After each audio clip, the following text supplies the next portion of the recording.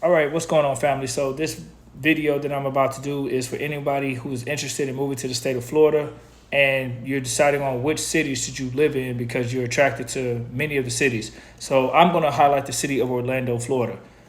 Many people know it for the Mouse, Disney World, but there's a lot more to Orlando besides the parks. Okay, so let's talk about why Orlando is a great location for a lot of people moving to Florida.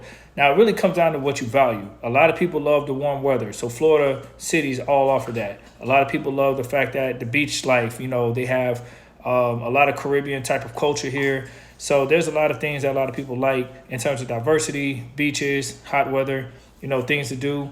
So that attracts a lot of people to Florida.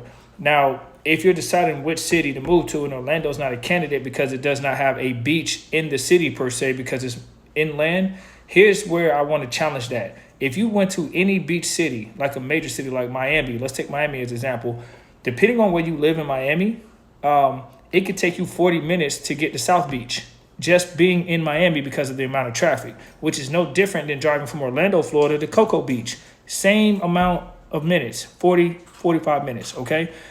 So I wouldn't let a beach stop you if you're looking at Orlando as a high top candidate because Orlando has several beaches on the coast within an hour or less. Daytona, New Smyrna, Cocoa Beach. I mean, there's several beaches within an hour drive. So I think Orlando is a great location because of the central location. It's one of the biggest cities that are more hurricane resistant than every other major city in Florida. You look at Miami, Tampa Bay, Jacksonville, they're all on the coast. So when a hurricane comes, they're going to get the first, band of damage. Whereas Orlando, hurricane comes a little bit further inland and loses some strength, and the damage might not be as severe. So the hurricane damage here is a lot less severe than the coastal cities. Granted, in 2004, Orlando did get hit with 3 hurricanes, but that's not the norm. Most of the time, they're going to hit the coastal cities and don't come as far inland with a lot of strength. But in '04, that was a rare situation, exception to the rule. And that's like the first time in decades that that's happened.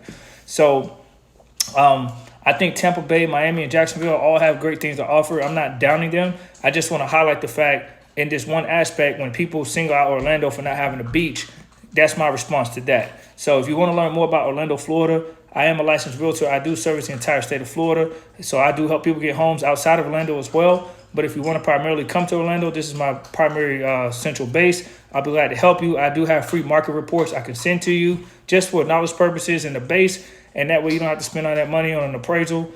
Just kind of have an estimated idea of what you're looking at, and we can go forward from there. Check me out.